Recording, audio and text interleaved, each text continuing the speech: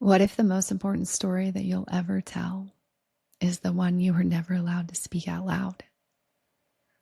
What happens when we strip away the masks and finally listen to the stories that our hearts are trying to tell? I'm Raylan, veteran, healer, mother, misfit, and your unapologetically human host. And this is my heart of the story, a living, breathing biography of what it means to be fully alive. These stories aren't filtered or perfectly wrapped. They're messy, brave, sometimes funny as hell. We talk about the moments that cracked us open, the relationships that reshaped us, and the gold we found in the messy middle. Around here, we honor the truth behind the performance and the love beneath the grief and the courage it takes to show up anyway. Because healing doesn't always look pretty, but it's always worth it. So pull up a seat, laugh, cry, and swear if you need to.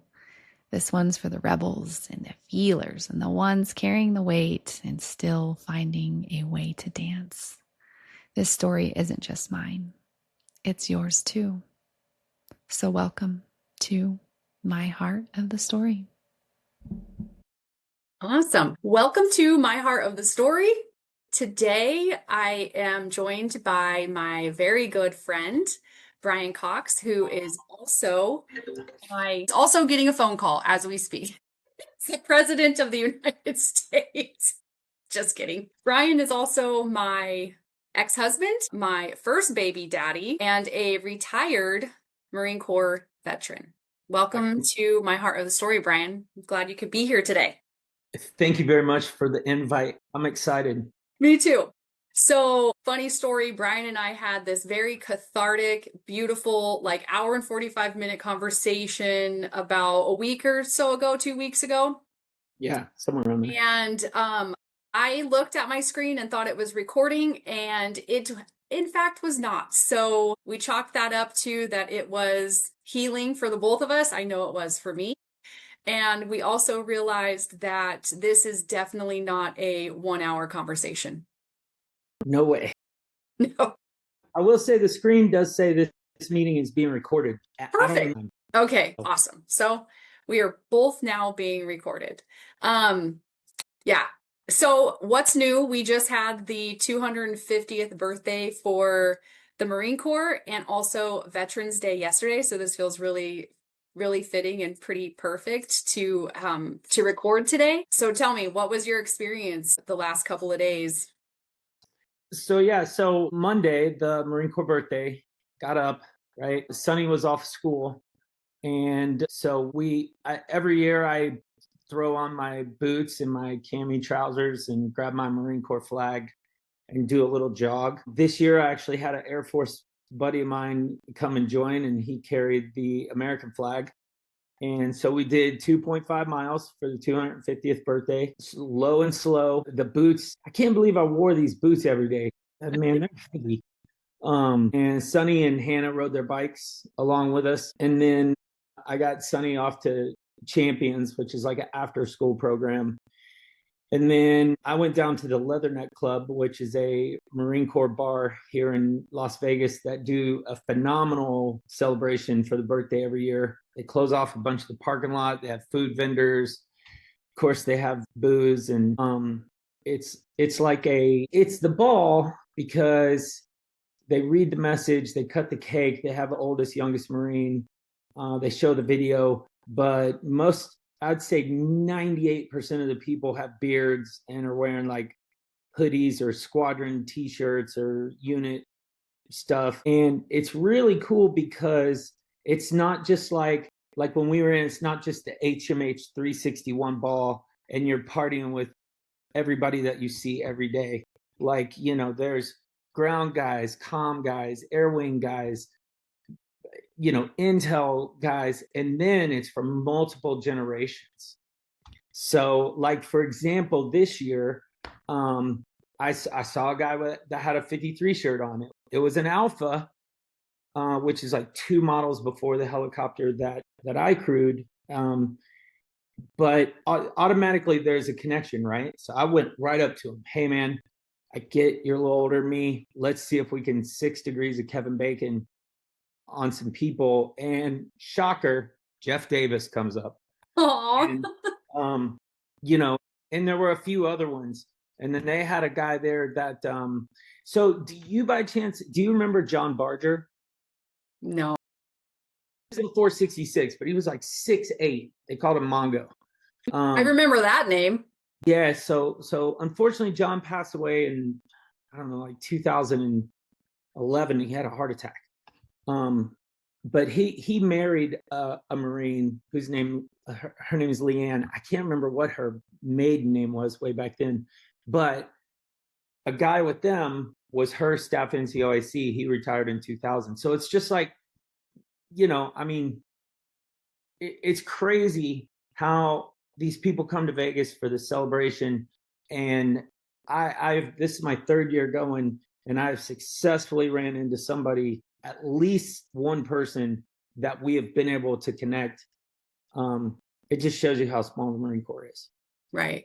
And then Tuesday, Hannah had to fly to Louisville. She flew out at 6 a.m. So it was just me and Sonny.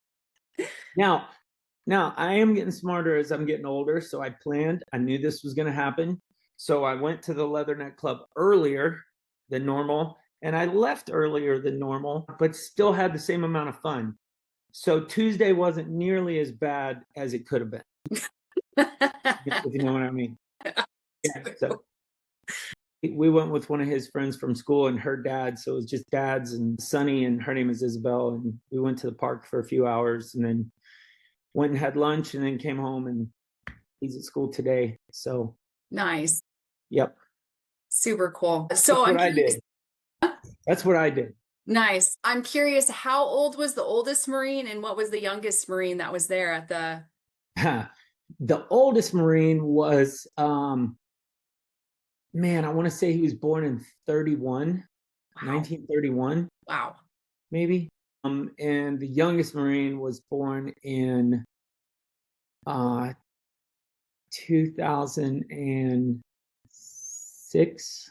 Okay. Yeah. 19-year-old PFC. No. So wild. It's always so interesting. Yesterday I put out a message I put out a message both for the birthday and then also for Veterans Day. And for the Marine Corps birthday, it's like I see like the other branches, and I have mad respect for anybody that raised their right hand and like swore an oath and did what they did, no matter what the branch is. But as a female Marine, even still, like the statistics on that, we are really like the few. And so, of course, always like it hits me pretty good. My dad was by far like my biggest fan of me being in the Marines. And I posted a picture of him on my dress blues yesterday, and my, for the Marine Corps ball when he came down to San Diego. I mean, that was eons ago, but it really made me like go back and realize like how much like my dad was so proud of me. Every time he would see something on TV and it was like the Crucible, I was like we were like one of the first platoons back in 98 to go through the Crucible, and he would just call me up and he would just be like, I can't fucking believe that you did that. Like my daughter did that. Like my daughter, like was a Marine. And I was like thinking about that yesterday. And then of course, Veterans Day comes, and it's always on my heart that when someone says thank you for your service, for the longest time, I'd be like, I didn't really know what to say. So I'd be like, you're welcome. It just feels weird to me still sometimes, to just be thanked for my service. And so then it really got me thinking like how I want us to be thanked every single day for our service. Cause it's not, like you said, it's a small family. You're only, separated sometimes by just like one individual when you go and you meet people and you start talking to them and stuff. And especially for you who spent, is it 22 years on active duty. And so yesterday I made a post, and it was really important to me to include some organizations from people like yourself and then some other of my favorite veterans that work with veterans still. And so I made this post, like, it's just not enough to be thanked one day out of the year for the sacrifices that so many men and women made. And then I'm a little bitter because I'm like, man, if I would have went on here, and I'm just being totally transparent and honest right now, if I would have been on here and I would have posted something like and got a bunch of hype about it and tons of likes and tons of comments and tons of shares, but the thing that's like most like close to my heart, I'm like, man, I just want to like scream to the rooftops. Like people just, I guess, don't respond in the same way that I wanted. And it kind of makes me mad. But then on the other hand, I guess they just don't get it if they aren't a part of it. That too is something that's like super special. So I just want to thank you for your service. Thank you. And I'm glad that you have a community over there. I have a friend of mine, her husband was also a Marine, and she is throwing him a Marine Corps birthday celebration this Saturday. And she invited me, and I was like, oh, I wish I was going to be in town because it would be so cool to go and meet up with some fellow Marines that I've never met before and just, swap stories. But I'm going to see our son down in Huntington Beach. So I'm going to miss it. But I think the older I get, the more and more I realize how special it really is to wear that title. And I know you and I, our last conversation we had, we kind of discovered a lot of things that we'll be talking about throughout this talks that we're going to have. So I'm super pumped to be able to do that. I'm excited. Yeah. I am. Like I told you after we spoke the last time, I was a little nervous for the last one because I don't really do this sort of thing. But it was an hour and 45 minutes of gold. For you and I wish it would have recorded, I know. But I think it also, like we said, it kind of gave us a little bit of a path of how to do this. Yeah. Because we've got a lot of history. We do. And the whole point of my heart of the story is like, just like what we were talking about, like, where is the connection? Like, how do we know each other? And then basically like a platform for, I think it's very healing to be able to tell your story and to be able to tell your story unscripted and raw and like in the moment of vulnerability. And that's not always comfortable. And so it's like, I know that every single time I like jump on the screen, or like even Dylan and I, we sit in here on the couch, like there are moments that are like, ooh, are we going to go there? And we have a couple of times, and it's like, that was absolutely what was needed. And yeah, so again, it's just healing. And so that's what the whole point of this is. When I like dreamed it up in my heart, was like, I want to have conversations, and I want people to be able to feel comfortable telling their stories, because I think we heal through that. Like we heal through it. And that's how we actually used to learn everything, was through story. And now we're just so separated from that, and things are so fake, and things are so scripted, and things are just so edited. So yeah, I mean, I wish we had that for you and I, but like we'll always have it in our hearts. Like truly, deeply, I was so moved by our conversation. Like for 3 or 4 days after, I just kept having like these epiphanies of how much I actually needed that with you. And so now here we are, and just being able to give the space to take the time to even have that even more in a compounded kind of, experience. Absolutely. Yeah. So I think it's important, now that we kind of caught up a little bit, let's tell the story of how we actually met. Right. So let's see, was 1998, probably summerish, right? Yep. We were at Tustin, Marine Corps Air Station Tustin, and we were getting ready to go on deployment. I had already been on deployment, and one of the things you do before you go on deployment, well, you probably can't do it anymore, but they used to shave the people's heads that were going on their first deployment, kind of like to make them stand out a little bit. And looking back on it now, maybe that's a good thing, and maybe they should do it, because then you see somebody with a shaved head and maybe they're looking a little down when they're on deployment. This is their first deployment, so you could kind of check up on them a little bit. So I think we should bring that back. I was in the barracks, standing on, like, I think it was the second deck. You were in the little police call picking up trash in the courtyard, and we were talking about shaving heads, and I think you made some kind of comment or giggled or something, and I said, "Oh, don't think I won't shave your pretty little head too, Smith." Something to that effect. And that was probably the first thing I ever said to you. I'm pretty sure it was. I mean, I remember, so that was obviously like, I had gone to boot camp. My enlistment date's February 23rd of of 1998. So that's when I joined. So of course, 3 months of boot camp, MCT, A school, and then my first duty station is Tustin. And then we were getting ready to deploy. I mean, within like a couple of Would have months. been November. Yeah, so a few months after I arrived there. And so yeah, I definitely, I mean, I was just such a baby. And so I had no idea what to expect. Like, this is my first duty station and I'm doing the things and I get this comment or interaction from, and at the time you were a sergeant. Corporal. So you were a corporal and I was then at that point, I had to have just been PFC, I would imagine. Private PFC. I don't know. And so I was terrified. Like, I literally left to go because my uncle lived just up in Lake Elsinore, so just outside of Tustin. And I was like, I am not sticking around for this. I'm leaving. Like, I had no idea. Like, is this really going to happen? Like, is this fucking asshole really going to shave my head? So I wasn't a fan. I definitely wasn't a fan of you. You had an absolute presence that was not to be messed with. That's what I remember for sure. All smoke and mirrors. Yeah, it's just so soft on the inside. Yeah. We said this in the last one. I need to bring this up for Yep. those of you watching at home, and Raylan can attest to this. I have a freak memory Yes. for random shit. So it's not like we're making stuff up, or I remember. I remember. Yeah. I don't know why. But I remember things that, I don't know, maybe they shouldn't be remembered or don't need to be, but I got a stupid ass memory.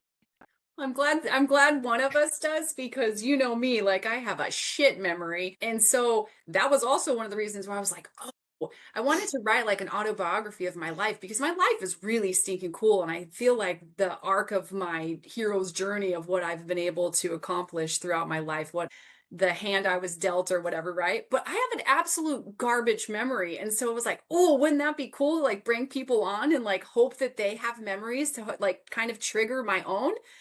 Super exciting, also totally terrifying because I have no idea. And I hope one day I'm really excited about what somebody says, and also kind of terrified because it's really so I'm glad you have a good memory.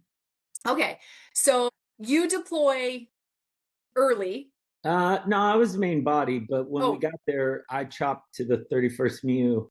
okay, And that's what it was. we went on the boat like immediately. Okay, that's what it was. So, and then I land in Okinawa, Japan. Yep. So yeah, we're there, and I don't know, a couple of months, I'd say, right? Because that Yeah, I deployment was odd because it was like a 7 or 8 month deployment, where normally I think it was a little bit shorter than that. Was that right? it was still 6 months, but the way it normally kind of works is like the main body gets to Japan, the MEU chops, which that means that they take 4 aircraft and go down to a Frog squadron. At the time would be a V-22 squadron now, and they spend some time together, and then they go on the ship, and then they come back. That one was weird because we like immediately went on the ship, probably within the first couple of weeks that we were in Okinawa. And this was 98, so they were doing a bunch of that. It was at the time when they were trying to search for these weapons of mass destruction. I think that's why they got us on the ship kind of quickly, and we went to the Persian Gulf pretty quick, like right off the coast of Kuwait. So it was a little different. I think I was on the boat for maybe, I mean, it could have been 2.5, no more than 3 months for sure. And then we came back, and then that's where we met up again.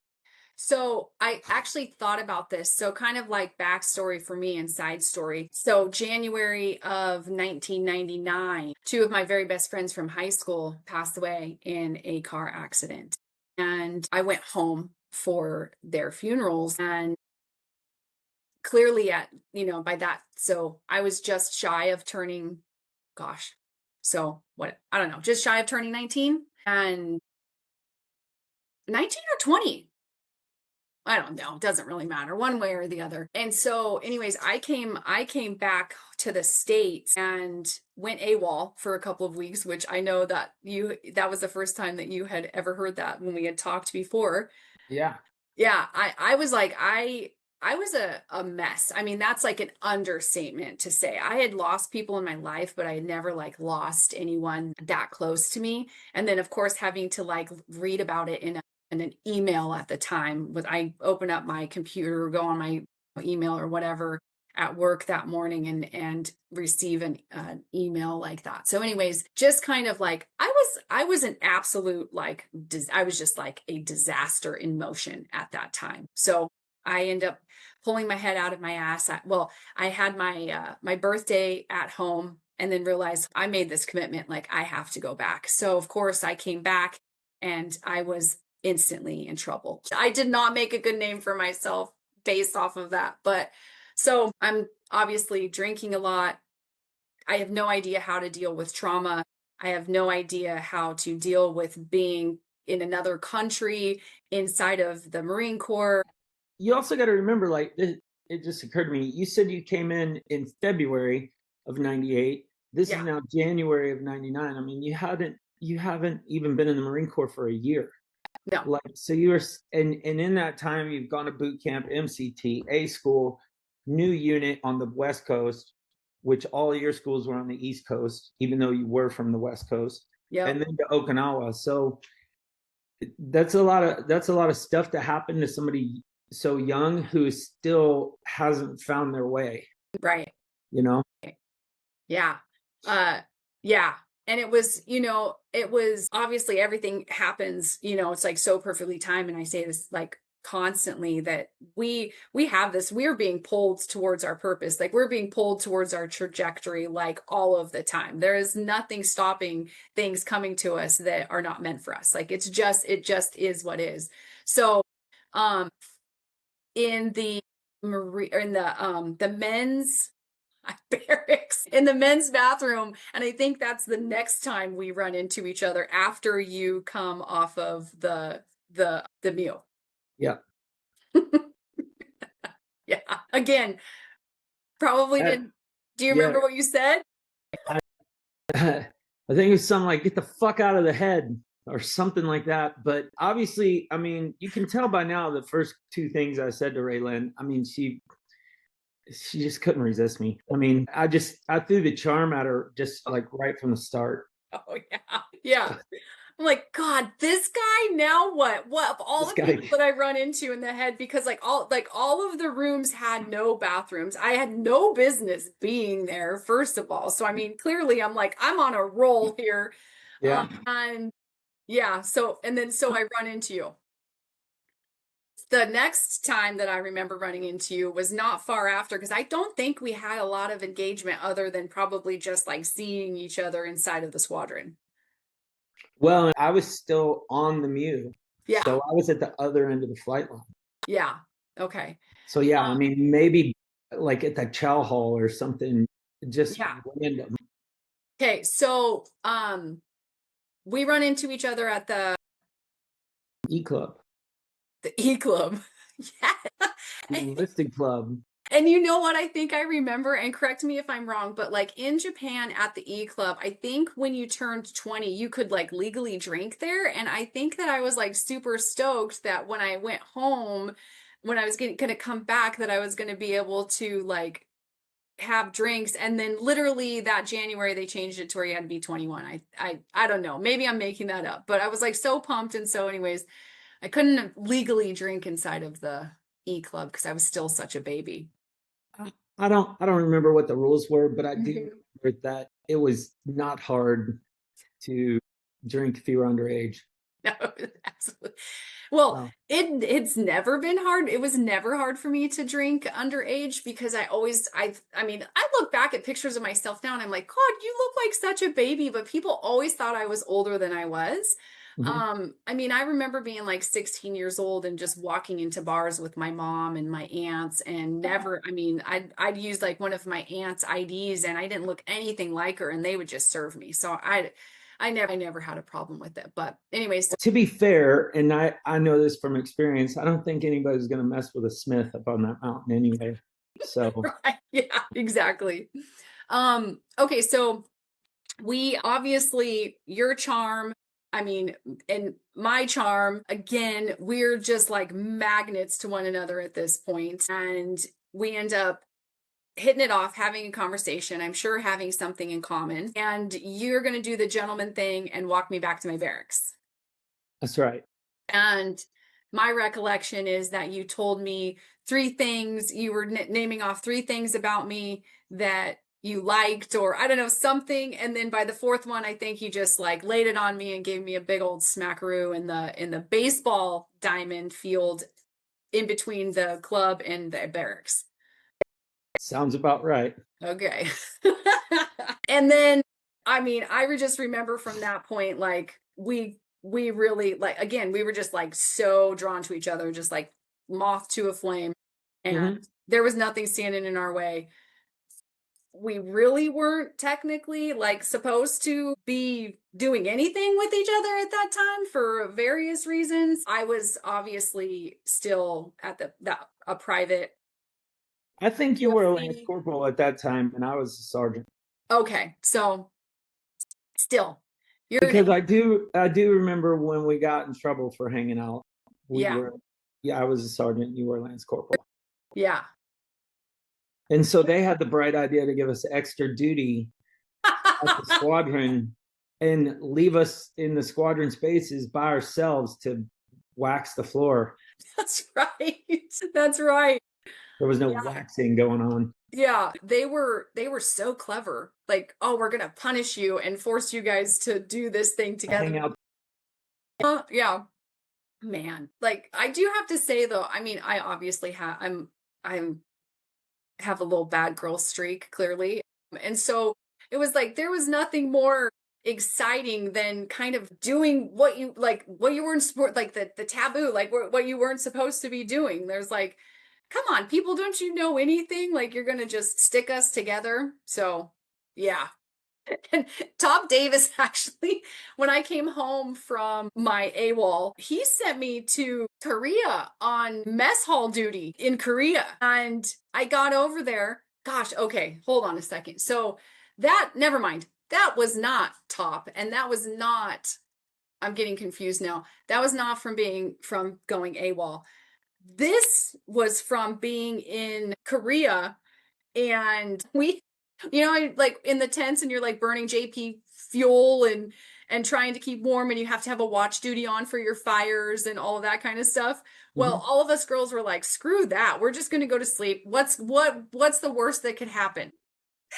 Catches on fire, we all get like smoke inhalation in Korea. So we're like, we're yeah, again, just one of my silly things that I'm like, did that really actually happen? And it totally did. We're over there, or I can't remember exactly, but I ended up in, obviously had, friends that were higher ranking than me, and was in one of the clubs, and an officer like basically assaulted me in the way of like would not take no for an answer. And it didn't go anywhere, thank God, because it was like I pushed him off, told like went and told somebody. I got in trouble for that. Was this one of our pilots? No, Okay.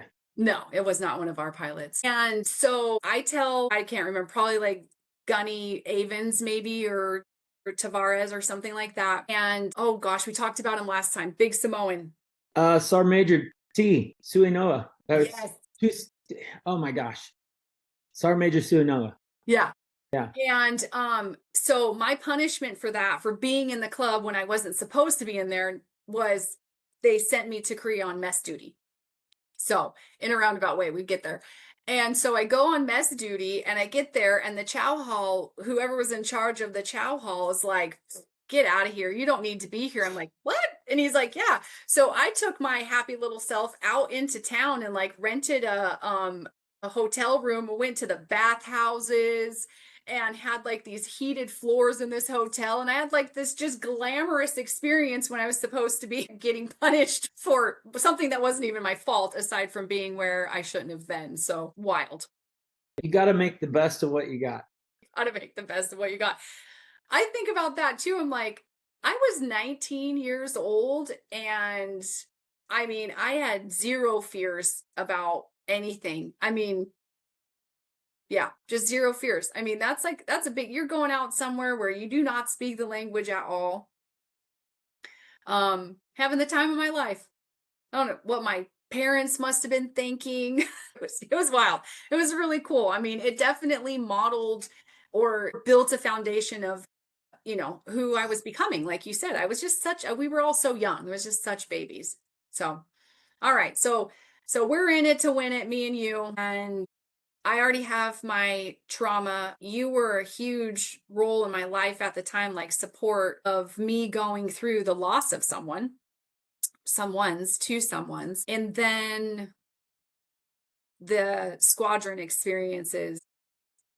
Yes. Yeah, we had a plane crash in the water. And unfortunately, the sad part about this is it was human error. And yeah, so we lost two pilots, Major Holey and Captain Thomas, and then two crew chiefs, Sar Munoz and Corporal Saldana, Mm-hmm. um, who both it's kind of funny. Like Munoz was a flight equipment guy by trade, so he was like a secondary MOS crew chief.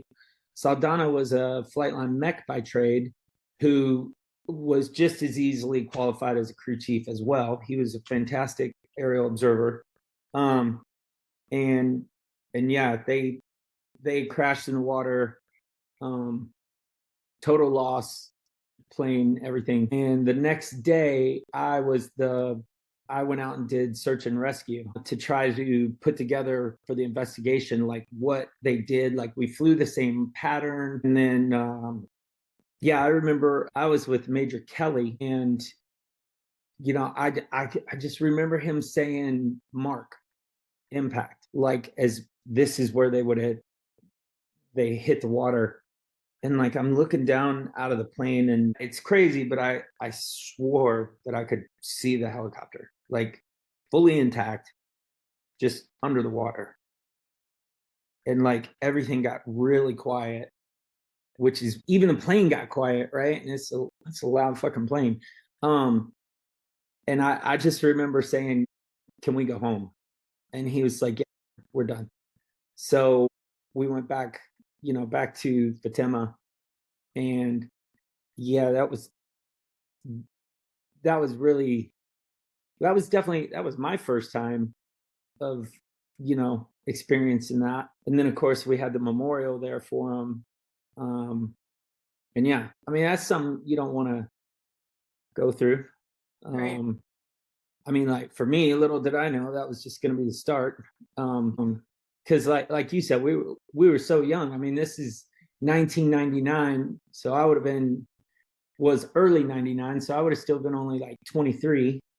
And yeah, so that probably led to making more unrash decisions of, kind of just living on the wild side a little bit. Yeah. I I mean, mean, it's, I mean, I guess I'll speak for myself. I thought I was going to do 20 years. I was going to retire and it was just going to be a piece of cake. I don't think I ever thought about, these kind of things happening, especially just on a routine training or something like that. Right. yeah, So your MOS, it was, well, crew chief. So what was it? 6173. 6173. My MOS is 6046. So I was a maintenance admin for the CH-53 Super Stallions. Bryan was the God of crew chiefs. god of all crew chiefs. And so when that accident happened, and we obviously talked about this, but it's very important to the story. When that accident happened, or when any accident happens, the first thing that they do is they come in and they seize the logs and records of the aircraft or the aircrafts. And so I remember we're talking like boom, boom, boom, like back to back stuff here. And so they come in. My job as a 6046 maintenance administration was to ensure that those logs and records were on point. So every time they replaced a blade or they did maintenance, anything like that, there was a card, like a record. And this is old school, back before, I'm sure, I imagine everything's probably digital now, but I don't know, maybe they still hopefully keep a hard copy. But yeah. Or at And least when so I retired, they did. they still kept it. So, they come in and they seize those records. And I remember the feeling of, not only did we just lose people that, even though a short time happens, and you can testify to this, but even though it's a matter of a short time that you spend with these people, you become instantly attached. You become a family, you become a unit, because that's what is instilled in you in boot camp and training. And just along the line, like, if they're doing their job, they're making it a very inclusive unit. It is how you survive. So you become close to these people. Side note, I used to go over, what was there was another club, so not where we were at, but there was another club and they had salsa dancing. And I used to go with Munoz and Soldana and Oh, was that on Cadena? yes, I think so. Yeah. And gosh, Stephanie, I can think of their Chavez child. Yeah. And so and Amato. yes, did you see the picture? I did. Yes, they're Yeah, all in that's it. the only I mean, that's one of the reasons why those names are fresh, because I just saw your picture. Yeah. And so we would go and do salsa. And I'm just a white girl. I have no idea what I'm doing, but it was fun. And so we would go and do that. So anyway, so that's just a side note. So I remember when they came in and they took those, the records, it was like this feeling of shit, right? Like, you're taking like radical responsibility of, is this my fault? Did I do something wrong? Because that's just the magnitude of how you feel when, your shit has to be on point, because people's lives to fucking depend on it. Every single position that is there, every single MOS, it serves a very crucial piece of the puzzle. Everybody has a purpose. Everybody has a purpose. It takes a while to figure out what your purpose is, but once you do, definitely makes things become more clear. You know what I mean? Mm-hmm. So like in a car, you get a sticker, right? When you get your oil changed, that you got to change your oil at this next mileage, right? With aircraft, especially our helicopter, it's tracked by hours on the helicopter.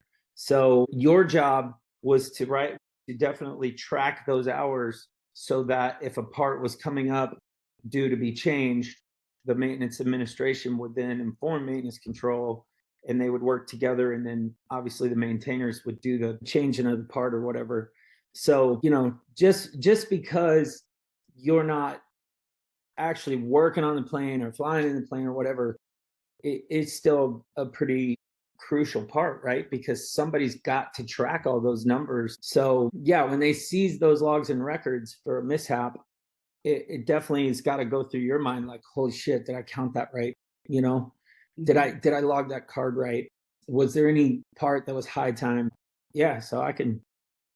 Yeah. It affects everybody. It does. It really does. Yeah. You got less than 300 people that are making this work, and 95% of those people are under the age of probably 27.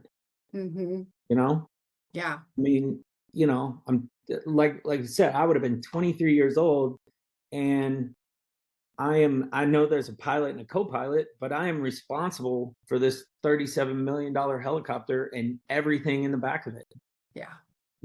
I mean, I'm not flying it, but I go out before and inspect the entire aircraft and sign it off that it's safe for flight.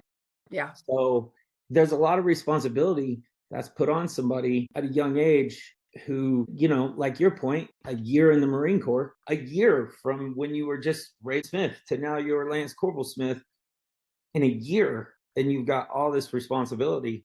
Yeah. And you still, and I was like this too, I'm not just saying it wasn't just you. It took me a long time to really figure out the purpose, but I mean, you figure it out sooner or later. You have no choice. You have no choice. Yeah. I mean, yeah, we grew up I mean, in those very like formative years, like, so basically you have 0 to 7, 7 to 14, and 14 to 21. Those are like some really formative years. Like it goes in 7-year cycles. And if you think about like those years for us between 14 and 21, we experienced a lot just between like say 19 and 21, or what for me, I know specifically I did. And so that was, yeah, like I said, things just came kind of like back to back, and we just grew up. But there was also a part, it was like there was so much pressure to be so on point and to be so good at what you were doing, because I, for one, my personal life might have been a fucking shit show, but my professional life, I was actually really fucking good at what I did. And like that's why I ended up in that MOS. I mean, I'd be the one that would be searching through other books trying to find a blade like card, like trying to figure stuff out. Like I could kind of solve all those things.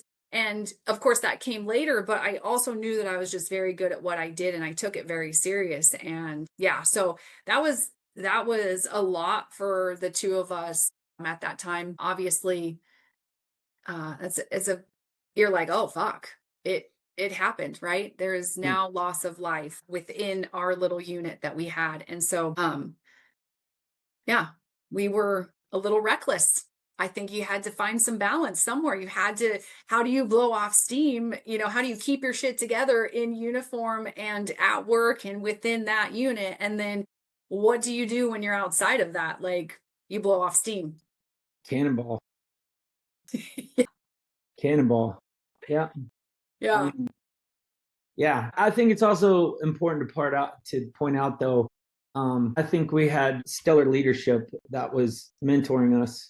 Like I know you had with Avans and in maintenance admin, you're really close to Master Gunner Sergeant Davis, Yep. who is Legend.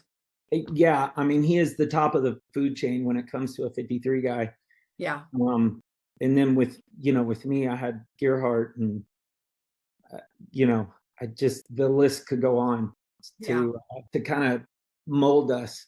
Yeah. So and those guys also knew how to work very hard and play very hard.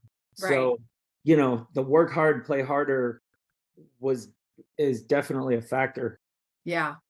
So I was just thinking, I mean, like 100%, Avens became like a mother that, I never had in certain ways. You know what I'm saying? Like obviously I had a mother and I love her, and I had an aunt and I love her, but she really became like, she took me under her wing, and I just feel like I was so fortunate to have a female in that position within maintenance admin. And then, oh my gosh, okay, what is his name? Buckner. Buckner. To call him Bum Scoop Buckner. It was Bum Scoop Buckner, and then flipping Gonzalez. Gonzalez was even like the bigger bum scooper. Fat little fuck used to make you guys drive all the way down to PB to PT. Yes. Because his lazy ass wouldn't get up and come up to Miramar. I remember that. Yes, man, the politics of it. So you had your stellar, and you got to think too, by that point, they were probably the age that we are now, or, maybe a little bit younger than that. And then no, I mean, they wouldn't have been 50. Gosh, I forget that you're in the fives now. But I mean, I'm thinking like they had to be like mid-30s to. I mean, Gonzalez was a staff sergeant. I'd give him maybe early 30s-ish back then. Yeah, maybe a couple years older. Yeah. Yeah. But wow. I mean, yeah. So we really did have some fantastic mentors. Yeah. I'm forever grateful for the way in which they handled me. Because I did need some handling at times in getting my shit together. And I was able to really like be honest with them and like really lean on them. And they provided that. I mean, even after I got out, I remained friends with Avans and Buckner, just through, and then Juan, what was his name? He was, oh gosh, anyways, but they were just some of the best people that I ever met came, through that time and in that experience. So yeah. So we're in Japan. All of this, like basically this happens, and then we're basically shipping back to Miramar. Yeah, back Yep. to Miramar. So Tustin closed down. Right. And the Navy moved from Miramar to Lemoore, and the Marine Corps took over Miramar. As if you didn't think you had it good in Orange County, you get to move to San Diego, where it's so much better and less attitude. Yeah. Yeah. I really lucked out. But again, I mean, you know, it all placed us perfectly together because then I meet you, and life unfolds as it does. Mm-hmm. And so we get back stateside, and you had stuff that you had to take care of, and there was pretty much like a separation that happened between the two of us, and I was just fucking devastated. Just devastated. I didn't know it was going to happen, honestly. Whether we were going to end up together or not. We had just kind of been through a shit ton overseas and on a deployment, and then you come home and then you're really back to reality. Right. Yeah. And then, I mean, I think it was tough. It was like on again, off again, on again, off again. And then I remember one day you called the shop, and you were like, have you gone to lunch yet? And I was like, no. And you were like, come by my barracks room. And so I went there, and you were laying on your bed, and you were like, pregnant. And I was like, sweet. I mean, I would like, I give myself a little bit of credit. I didn't say anything bad at all. No. I believe, I mean, and that was sincere, but like, fellas, no matter what the fucking situation is, if a girl ever tells you she's pregnant, the thing not to say is anything like, ah, fuck, or anything like that. Are you kidding me? I don't give a shit what you think. Don't say anything bad, because it's just not going to turn out well for you in the end. Yeah. You know? Yeah.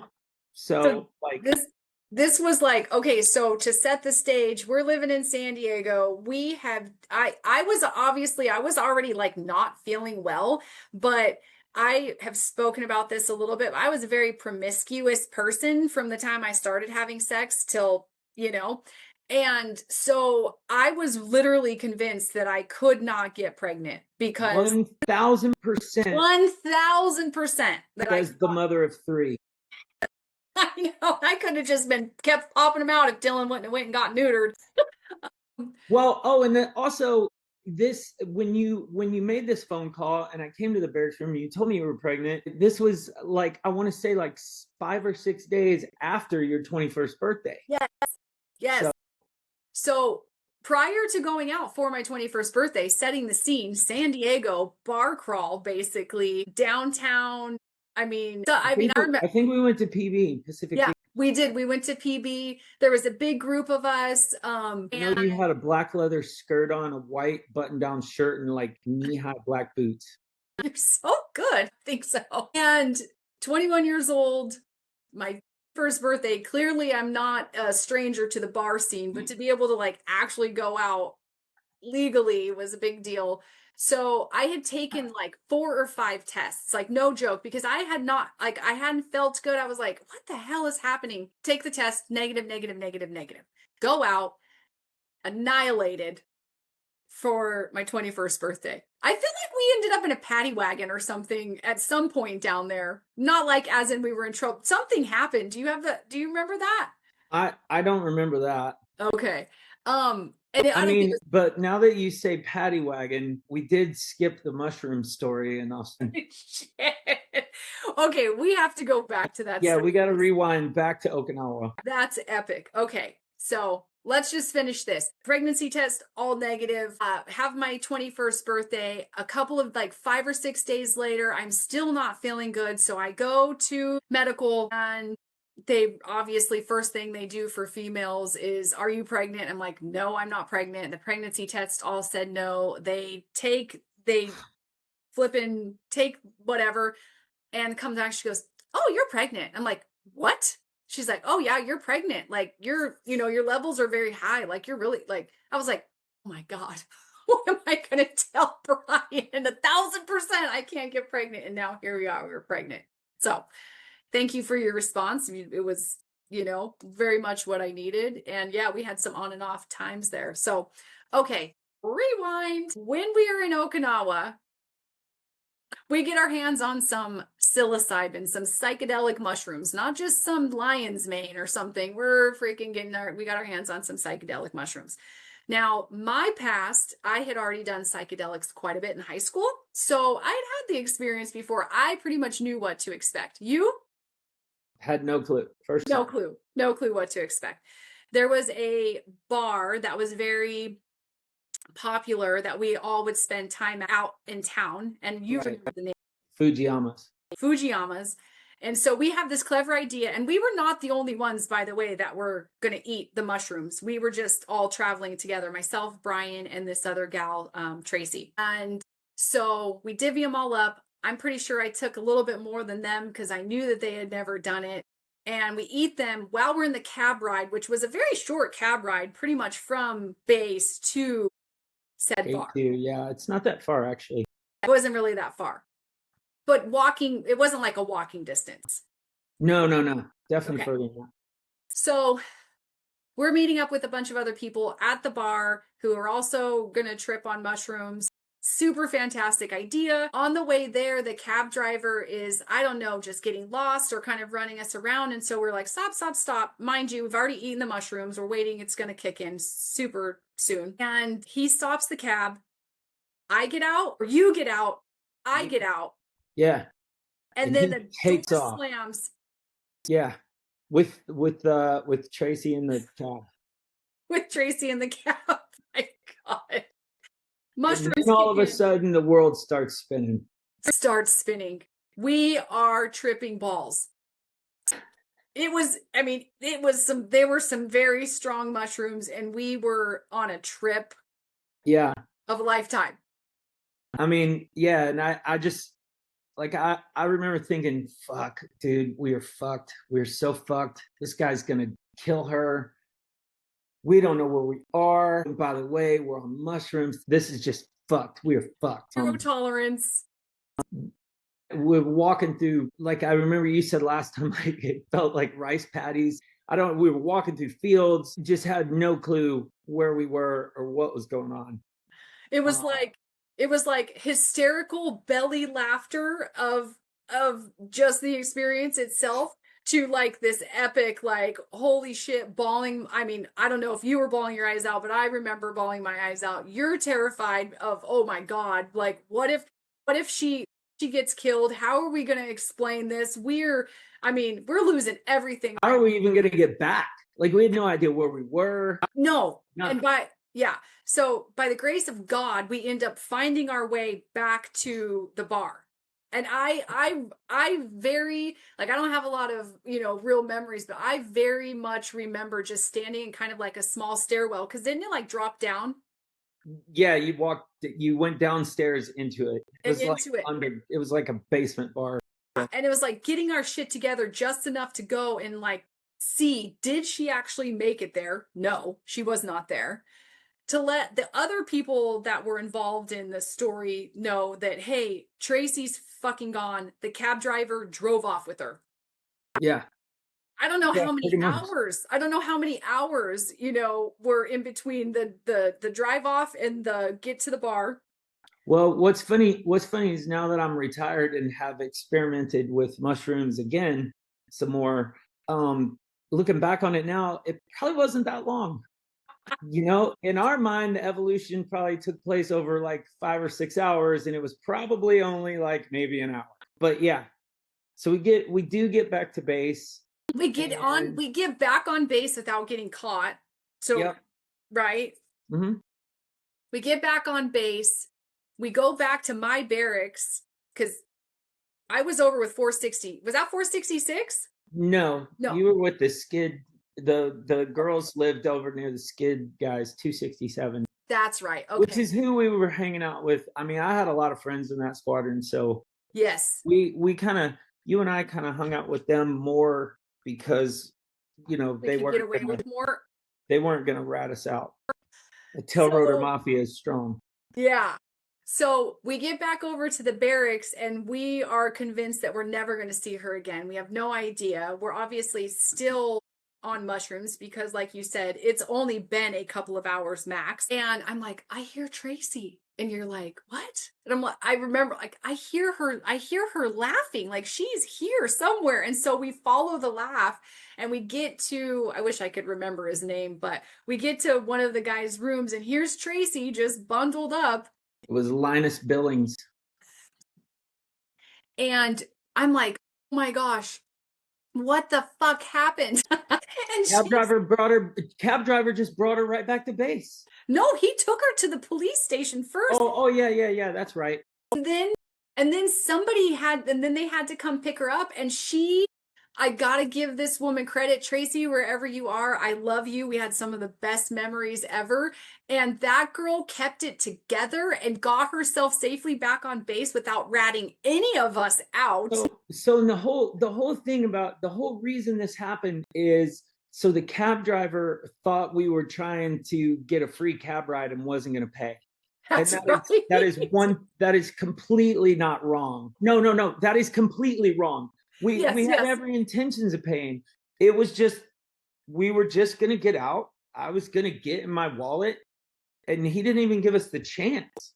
No. Like we didn't even have the opportunity to pay. He just split.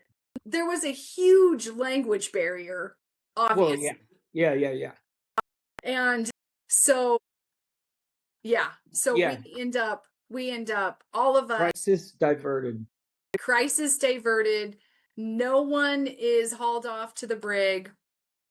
And I never fucked around again. I actually used to have nightmares because I obviously smoked a lot of weed before I joined the Marine Corps.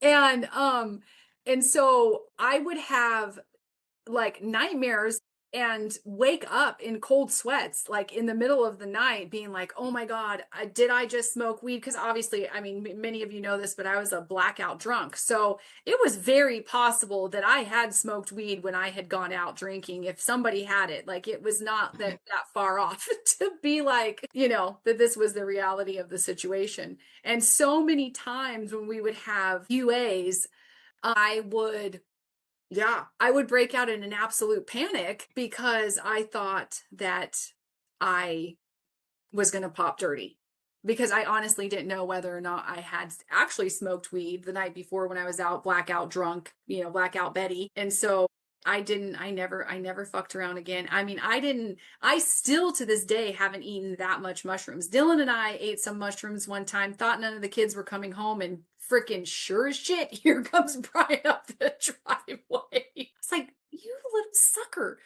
Yeah. So anyways, I love microdosing with mushrooms. I have to say that to me, I think it's very therapeutic. I think if you do it right, I think if you use them medicinally, I also think it's very fun to use recreationally too. If it suffices.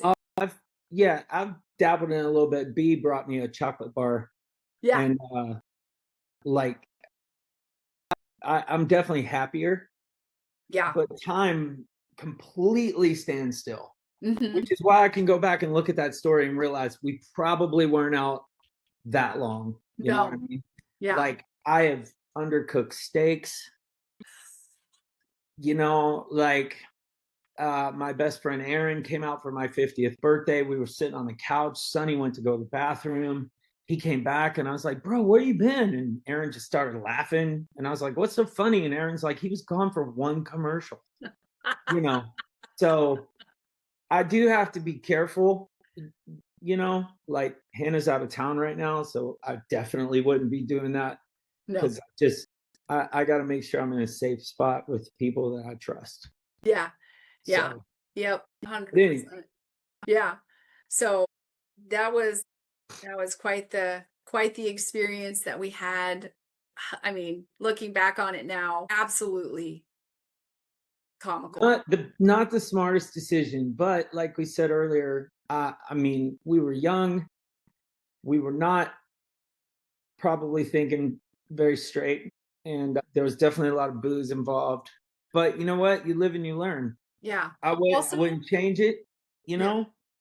Also, hashtag YOLO. I mean, come on. I'm sorry to the Marine Corps that I did the mushrooms that night, but I still turned out all right. You know what? Shit happens. Shit So, happens. seemed like the right thing to do at the time. It did. And I mean, come on. I mean, we have a story of a lifetime, and yeah, we survived. That's all that matters. We survived. We survived it. Such a cool experience though. I mean, there's so many things now looking back at being in Japan. We seriously walked past that aquarium all the time. Do you remember that big, huge aquarium that we'd walk past to get down to the beach? And then the beach had those big, huge, Yeah. they had big, huge jacks there. So that's never really any waves coming in. It's like to protect the island. Oh, yeah. And now that I'm older, I realize that like that's one of the only aquariums in the entire world that has a rare, huge shark in it, like a big, or not shark, whale, shark whale, whale shark.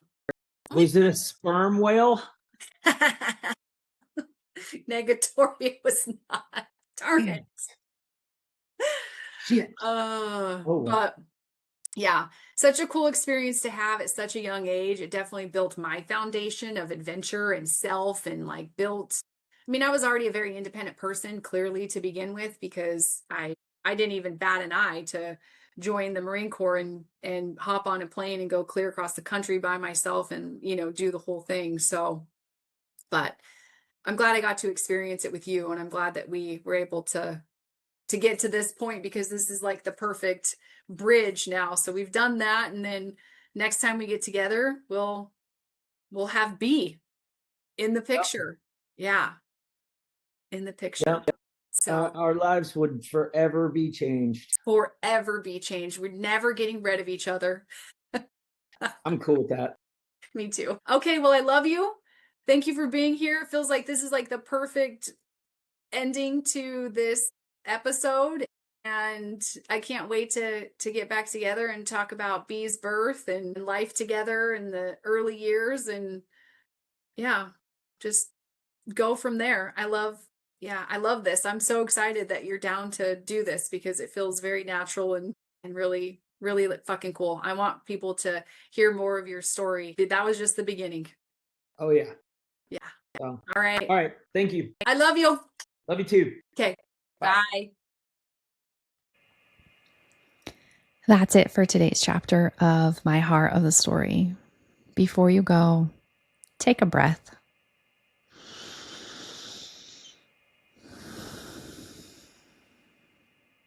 Honor whatever rose up in you today, even if it caught you off guard.